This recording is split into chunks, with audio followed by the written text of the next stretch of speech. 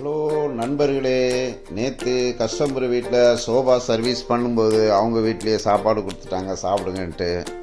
சாப்பிட்டுட்டு இருக்கும்போது ஊறுகாய் எடுத்துகிட்டு வந்தாங்க. அப்புறம் மாவோடு சாப்பிடுவீங்களான்னு கேட்டாங்க. அப்புறம் சொன்னாங்க, இது 5 வருஷமாக நாங்கள் யூஸ் பண்ணிகிட்ருக்கோம்னாங்க. என்னம்மா சொல்கிறீங்க? எங்கள் ஊரில் நாங்கள் ஒரு தோப்பில் இருந்தோம். அங்கே மாங்காய் காய்ச்சி இந்த மாதிரி பிசுறுலாம் கிடந்தால் நாங்கள் குப்பையில் தான் போட்டு அப்படியே தண்ணியோடு ஊற்றினோம் அந்த காலங்களில். இப்போ எப்படி இருக்குன்னு தெரியல. பட் 5 வருஷமாக சமைச்சா 3 மணி நேரத்தில் சாப்பிடணும்லாம் சொல்லுவாங்களே அப்படின்னு சொன்னேன். கரெக்டு, அது சில சமையல்களை இதை பக்குவப்படுத்தி வச்சுருக்கறனால 5 வருஷமாக யூஸ் பண்ணிக்கிட்டு இருக்கிறோம் அப்படின்னு சொன்னாங்க.